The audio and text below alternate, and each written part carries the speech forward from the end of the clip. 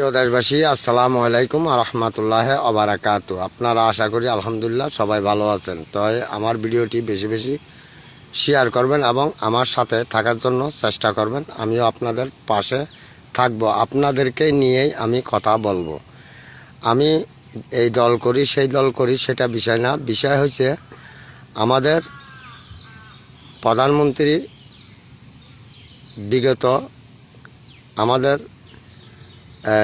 বেগম খালেদা জিয়া যে সময় ছিল, আমরা ওনার হাত ধরে আমরা রাজনীতি করেছি। ওনার থেকে আমরা অনেক কিছু শিক্ষা আমরা পেয়েছি। তাই ওনার হাত ধরে আমরা এখনও ওনার কথা অনুসরণ করে আমরা রাজনীতি করার জন্য সামনে আগাইতেছি।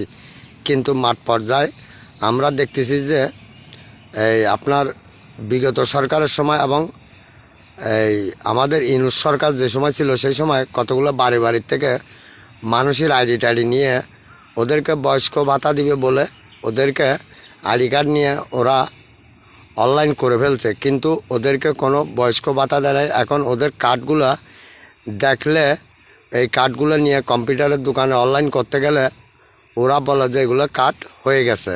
তো হয়ে গেছে, তাই ওরা তো পাচ্ছে না। তো কিভাবে হয়েছে এটা এখন মনে করেন উপজেলার যারা নাকি সমাজ কল্যাণ আছে ওদের কাছে গেলে ওরা ওদেরকে পাত্তাও দিচ্ছে না, কথাও বলতেছে না। তাই আমি বাংলাদেশ সরকার এবং এমপি মন্ত্রী মহোদয় এবং আনোয়ারা তিন ব্যাস 4 নির্বাচিত আলহাজ সরাজ্জামান নিজাম সাহেবকে বিশেষভাবে অনুরোধ করতেছি যে এটা খুব আমলে আনার জন্য এবং প্রশাসনের মাধ্যমে আমি এই জিনিসটা পরিষ্কার করার জন্য আমি বিশেষ অনুরোধ জানাচ্ছি। কারণ এই সরকার হচ্ছে জনগণ বান্ধব সরকার, এই সরকার হচ্ছে জনগণের সরকার। এই সরকারের লক্ষ্য দ্বারা চিন্তা ভাবনা জনগণ নিয়ে। তাই প্রত্যেকটা নাগরিক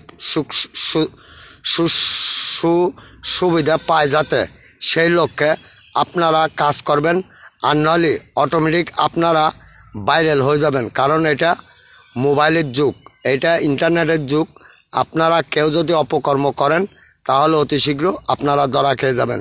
তার থেকে আপনারা যারা নাকি এগুলোর থেকে বঞ্চিত হচ্ছে তাদের বয়স্ক ভাতা এবং বিধবা ভাতা এগুলা সচ্ছল করার জন্য আমি বিনীতভাবে অনুরোধ জানাচ্ছি। এবং সেই সাথে বলতেছি যে এই যারা নাকি আগে করেছিলেন তারা পাচ্ছেন না কেন, এগুলোই পাওয়ার জন্য আমি ইউনিয়ন পরিষদ ওয়ার্ড পর্যায়ে যারা যারা দায়িত্ব আছে তাদেরকে বিশেষভাবে জিনিসটা নজরে আনার জন্য এবং আনোয়ারা উপজেলা প্রশাসনের প্রতি এবং উপজেলা সমাজ কল্যাণ